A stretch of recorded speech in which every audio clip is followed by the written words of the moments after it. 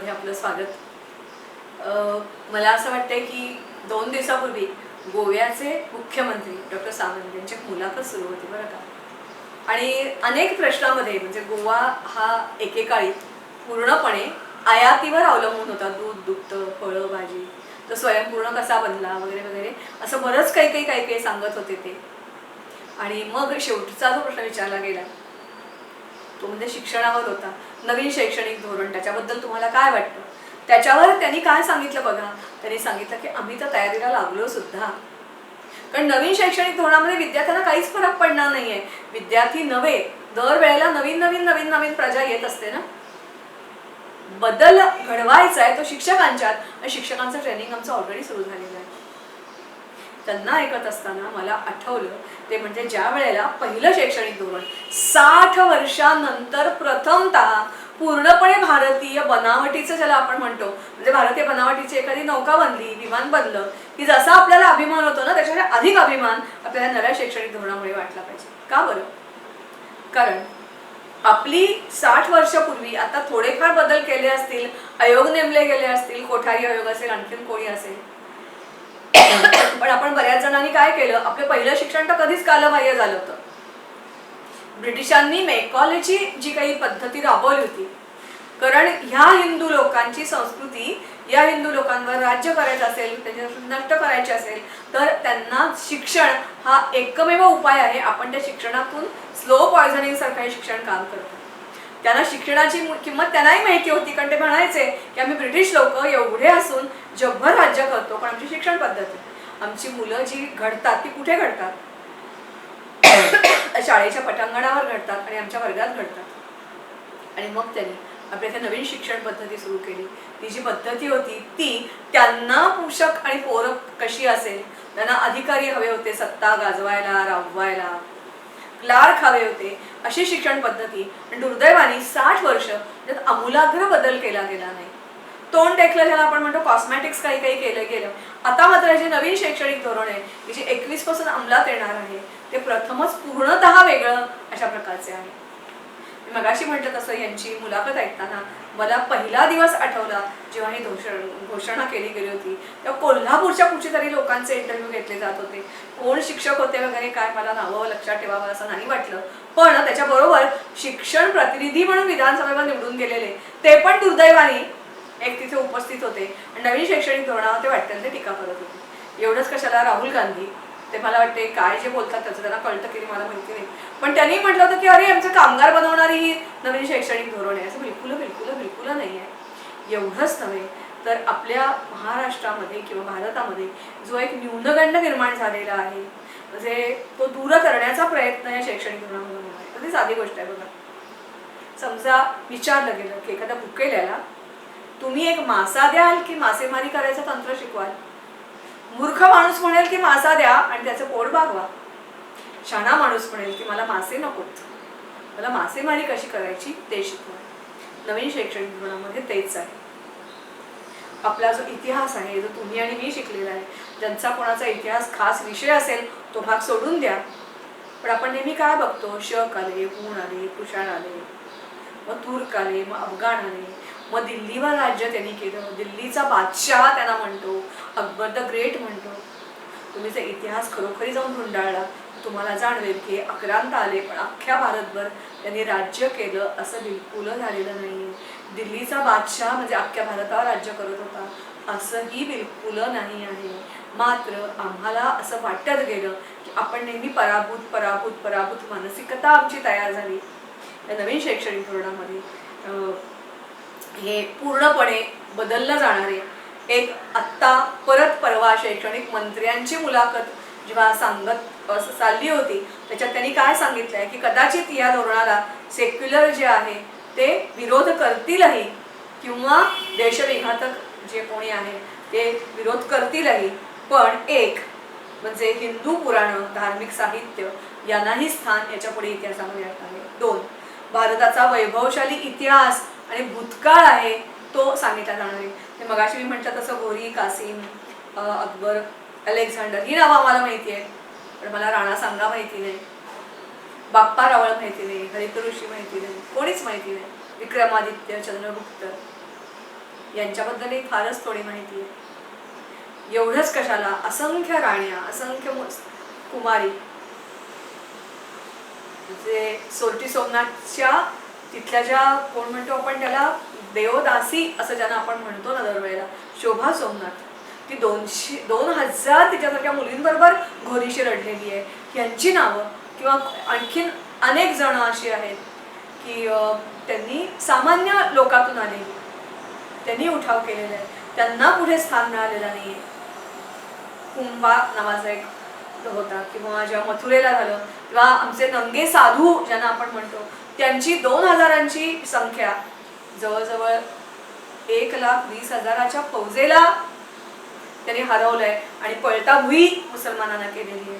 चमकोर 40 शीख, 1,20,000 मुस्लिम सैनिकांच्या बरोबर त्यांचा वेढा सोडून कसे पळाले हे आम्हाला सांगितलं गेलेलं नाहीये. या सगळ्या अभिमानाच्या गोष्टी आहेत, या नवीन इतिहासामध्ये येणार आहेत. दुसरा जो विषय आहे तो म्हणजे अभ्यासक्रम हा UGCने जो तयार केलेला आहे त्याच्यामध्ये जेमतेम 20 ते 30% बदलच स्टेटना करता येणार आहेत, बाकी बदल करता येणार नाही. आयडिया ऑफ भारत असा एक विषय असणार आहे, त्याच्यामध्ये कॉन्सेप्ट ऑफ भारतवंश, नंतर इटर्निटी ऑफ सिनॉमिनस भारत हा एक विषय असणार आहे. The glory of Indian literature हा एक विषय असणार आहे. वेद, वेदांग, उपनिषद, एपिक्स, आपले जे महाभारत रामायण यासारख्या असंख्य एपिक्स आहेत. मला वाटते आपल्याला कदाचित पृथ्वीराज रासो माहिती आहे, पण असे असंख्य रासो उत्तर हिंदुस्थानात याची पद्धत होती.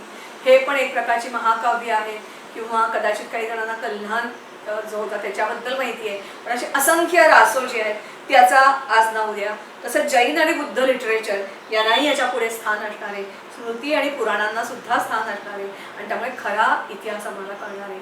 आम्हाला जर खरा इतिहास कळला, मला वाटते आपल्याकडे ही पद्धत फार थोडी आहे. पण तुम्हाला माहिती असेल की अमेरिकेचे प्रेसिडेंट ओबामा, तुम्हाला सगळ्यांना माहिती आहे, ते आफ्रिकेत गेले होते. का बरं गेले होते? त्यांचे वडील आफ्रिकन होते आणि खरोखरी माझा देश आहे कसा हे शोधण्यासाठी गेले होते. किंवा तिकडे एक नवीन चळवळ सुरू झालेली आहे की मी आलो इथे, पण मला पूर्वज माहिती नाहीत. कोण होते माझे पूर्वज? पण पूर्वज आणि तुमचं एक छान रिलेशन असतं. पण जेव्हा आमचे पूर्वज असे होते, जोहार का केला स्त्रियांनी, आम्हाला कुठे जोहार केला पद्मिनीने एवढंच माहिती आहे, पण का, कोणत्या परिस्थितीत केला नाही माहिती आम्हाला. हे सगळं कळलं पाहिजे. 1-2 नव्हे, पद्मिनीचा नव्हे, असे असंख्य जोहार का करावे लागले हे आमच्यापासून दडवून ठेवलं गेलं आहे, हे आम्हाला कळलं पाहिजे. तिसरी गोष्ट, आणखीन एक पेपर जो नवीन इंट्रोड्यूस केला जाणार आहे त्यामध्ये सिंधू सरस्वती संस्कृती आणि वैदिक संस्कृती. कारण नंतरच्या काळामध्ये म्हणजे सुरुवातीला खूप मोठ्या प्रमाणावर लोक बुद्ध झाले, पण शक, हुण हे जे सगळे आले, कुशाण, हे कुठे गायब झाले, ग्रीक कुठे गेले? तर त्यांच्यापैकी काहींनी बुद्ध धर्म स्वीकारला, काहींनी वैदिक धर्म स्वीकारला. काही राजे सुरुवातीला बुद्ध झाले आणि मग त्यांना जेव्हा आढळलं की अरे आपला काय नेमका तोटा होतोय, कारण जेव्हा घाला झाला तेव्हा त्यांच्या अहिंसक तत्वज्ञान खूप चांगलं होतं, पण मी कोणाला तत्वज्ञान सांगणार, माझ्यासारखा असेल तो, जे ज्याला आपण काय म्हणूया की अख्खा भारत बाटवायच्या हेतूने आलेले आहेत. हिंदू धर्म काफिरांना, मी म्हणते असं नाही तर अगदी पहिल्या मोहम्मद घोरीपासून ते अब्दाली जो शेवटचा आला ना, त्याची पत्र उपलब्ध आहेत. अब्दाली का आला? मुघलांना वाटवण्यासाठी आला. त्यांनी त्याच्या जो पळून गेला, जेव्हा त्याला मराठी येत आहेत असं कळलं तेव्हा पहिल्या वेळेला, तेव्हा त्यांनी त्याच्या सगळ्या सेनेला आपल्या धर्माची शपथ घातली होती की मथुरा वृंदावनमध्ये तुम्ही नेमकं काय करा, रक्ताचे पाठ वाहिले पाहिजेत आणि मांसांचा खच पडला पाहिजे, पण काफरांना आपल्याला संपवायचं. अशा प्रकारचं हे जे सत्य आहे हे आपल्यापासून कायम दडवून ठेवलं गेलं. मला वाटते पुस्तकामध्ये हे सगळं सांगितलं जाईल किंवा नाही मला माहिती नाही, परंतु गंगा यमुनी तहजीब हा जो एक नवीन फंडा आपल्या मनावर सारखा सांगितला जातो, त्याच्याऐवजी आता एक पेपर त्याच्याऐवजी जागा घेणार आहे. सिंधू सरस्वती संस्कृती आणि वैदिक संस्कृती याच्याबद्दल नवीन अभ्यासक्रमामध्ये आहे. सोसायटी अँड इकॉनॉमी म्हणजे आपण भारत देश खरोखरी गरीब होतो का? तर मला वाटते तुमच्यापैकी काही जणांना माहिती आहे की भारताचा नव्हे जगाच्या ज्याला आपण टोटल ग्रॉस इन्कम म्हणतो, म्हणजे की 60% इन्कम हे केवळ भारतामध्ये होतं. जेव्हा इतर ते जन्मालाही आले नव्हते तेव्हा आमच्याकडे सोन्याचा धूळ निघत होता. ही सत्यस्थिती आहे. आपली इकॉनॉमी प्रचंड स्ट्रॉंग होती, ती नंतर हळूहळू कमजोर होत गेली. हे आम्हाला सांगितलं गेलं पाहिजे, ते सांगायचा प्रयत्न केला जाणार आहे. त्याच्यानंतर पूर्वी 13 ते 18 हे जे काही शतकं होती त्याच्यामध्ये मुस्लिमांचा इतिहास आणि त्याच्यावर 3 पेपर्स होते. ते पेपर 3च राहतील, याच काळात राहतील. पण 13 ते 18व्या शतकामध्ये नेमकं काय झालं त्याचा इतिहास खरा व्हॅल्यू ॲडिशन असणारा, आत्ता जो ब्रेन वॉश केला गेलेला चुकीचा इतिहास आहे तो त्याच्यामध्ये येणार आहे. मी हे सविस्तर एवढ्यासाठीच सांगते आहे की सामान्य माणसाच्या मनामध्ये याच्याबद्दल अजूनही पूर्णपणे कळलेलं नाही आहे. तिसरी महत्त्वाची गोष्ट आहे की भारतामध्ये मुलं शिकतात पण तरी बेकारी आहे. असं का होत आहे? तर असं सांगितलं जातं, एक तर कौशल विकास नाही, जो सिलेबस आहे तो ती शिकून बाहेर पडेपर्यंत आउटडेट झालेला असतो. आम्हाला फक्त मार्क मिळवा सांगितलेलं असतं. बेसिक ज्या स्किल्स आहेत, श्रवण, संभाषण, वाचन, नेतृत्व गुण, प्रॉब्लेम सॉल्व्हिंग टेक्निक, लॉंग हे शिकवलंच जात नाही. टाइम प्लॅनिंग कसं करायचं ते शिकवलं जात नाही. आणि सगळ्यात महत्त्वाची गोष्ट म्हणजे जरा सुट्टी मिळाली की आमच्या सगळी पर्यटन इंडस्ट्री असेल किंवा रेडिओ TV वर असेल, आम्ही एन्जॉय करा. व्हेकेशन एन्जॉय करण्यासाठी नसते, तर व्हेकेशन पुढच्या आयुष्याचं प्लॅनिंग करण्यासाठी असते. मुलांना हेही शिकवा त्याच्या सुट्ट्यांचं तुम्ही प्लॅनिंग कसं करणार आहात. पण हे जे सगळ्या गोष्टी आहेत, नेतृत्व गुण, टीमवर्क, त्याला अतिशय उत्तम शेप आपण देऊ शकतो तो व्हेकेशनमध्ये. गव्हर्नमेंटनी प्रोजेक्ट राबवावे. नवीन जे असंख्य वनीकरण असेल किंवा नदी साफ करणं असेल, नदी खोरे प्रकल्प असेल, नदीमधला गाळ उपसून झरे परत वाहते करणं असेल किंवा खेड्यापाड्यामध्ये जाऊन त्यांना टेक्नॉलॉजी शिकवणं असेल, नवीन ज्या सरकारी स्कीम्स येतात त्यांची माहिती सामान्य माणसाला नसते म्हणून ते मागे राहतात. त्या स्कीमचा फायदा त्यांना करून घेता येत नाही. असं काही करायचं असेल, इंग्लिश किती तुम्ही नाकारलं तरी तुम्हाला इंग्लिश आलंच पाहिजे. मातृभाषा त्याचं इंग्लिशही आलं पाहिजे. खेड्यापाड्यातल्या मुलांना तुम्ही जाऊन सुट्टीत इंग्लिश शिकवा. मला असं वाटतंय की अमेरिकेमध्ये सुट्टीचं प्लॅनिंग मुलं करतात, खास करून कॉलेजला गेल्यानंतर कुठे ना कुठेतरी नोकरी करतात, पैसे कमवतात अगदी 15व्या वर्षापासून. मला असं वाटते आपल्याचकडे आपण का वाट बघतो? शिक्षण पूर्ण होऊन दे, 20चा होऊन दे, 22चा होऊन दे, 25चा होऊन दे, डॉक्टर इंजिनियर होईपर्यंत तेवढं वय झालेलं असतं, तोपर्यंत आईवडिलांवर अवलंबून असतात. मला असं वाटतं नवीन शैक्षणिक धोरणामध्ये या सगळ्याचा कुठेतरी विचार केला असावा असं मला वाटतं. मी जे तुम्हाला सांगितलं हे क्लिअर ज्या मुलाखतीमधून ऐकलं ते मी मुद्दे उतरवून घेतले, ते तुम्हाला सांगितलं. गोवा जसा सिद्ध झालेला आहे, शिक्षकांचं ट्रेनिंग ऑलरेडी सुरू झालेलं आहे नवीन शैक्षणिक धोरण राबवण्यासाठी. मला असं वाटतंय की जे आमदार मगाशी उल्लेख केला सुरुवातीला, फक्त BJPने हे धोरण आणलं म्हणून त्याच्यावर टीका करू नका. आपल्या पुढच्या पिढीसाठी जर हे धोरण चांगलं असेल तर त्याचा स्वीकार आपल्याला करायला पाहिजे. आणि आत्ता म्हणजे मला वाटते शिक्षक तर त्रस्त झालेले आहेत, ऑनलाईन वगैरे जे काही सगळं चाललं आहे ते गोंधळ चाललेलं आहे, त्याच्याबद्दल बोलूया नको आपण.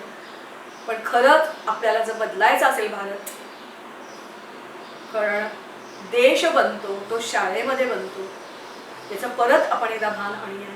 चंद्रगुप्त मौर्य आणि चाणक्य, तिथले जे तक्षशिला विद्यापीठ होतं ना त्याच्यातले विद्यार्थी सगळे बाहेर पडले होते आणि मग त्यांनी जागं केलं होतं. अलेक्झांडर जेव्हा आला, लहान राजांनी त्याला का विरोध केला? तक्षशिलेचे विद्यार्थी जागोजाग पोचले होते. खूप मोठी ताकद आहे आपली. 50% प्रजा ही नवीन आहे, नवीन शैक्षणिक धोरणामुळे तिला फायदा होणार आहे. तो फायदा आपण करून देऊया, जागे होऊया. विरोधासाठी विरोध नको. उलट तुमचं कॉन्ट्रीब्युशन काय आहे मला तर वाटतं I will be very happy मला कॉन्ट्रीब्युशन द्यायला मिळालं तर. आणि मी अनुभवावरून सांगते की मी जेव्हा शिक्षिका किंवा मुख्याध्यापिका होते तेव्हा मी फक्त ऐकत होते. अरविंद गुप्तांचे काही सेशन्स किंवा व्हिडिओज किंवा राजीव वर्तक यांची काही माझ्या शाळेत बोलवत होते. पण जेव्हा मी स्वतः ही वैज्ञानिक खेळणी शिकवायला मुलांना सुरुवात केली तेव्हा मला जाणवलं की याच्यामुळे आमची लहान पहिली दुसरी तिसरी चौथीतली मुलं जो फंडा त्यांना मोठं झाल्यावर इंट्रोड्यूस होतो पटकन कळायला लागला.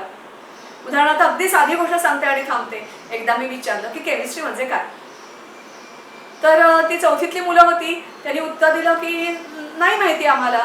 मग कोणीतरी त्यांच्या मागे बाई बसल्या होत्या, म्हणाल्या हो बाई 8वी-9वीत गेलं की केमिस्ट्री येते ना, ह्या मुलांना कसं माहिती असेल. मग आमचं सेशन सुरू झालं. प्रत्येकाच्या घरी आई ताक दही विरसते, ते काय आहे, केमिस्ट्री आहे. किंवा कधी कधी आई बाबा म्हणतात की स्वयंपाक चांगला झाला, एक दिवस नाही झाला, म्हणजे नेमकं काय झालं, त्याची केमिस्ट्री आहे ना, तिखट मीठ हळद मसाला तो फसला. अनसे हसले, का हसले, त्याची जी केमिस्ट्री आहे ना ती नाही जुळली आमची.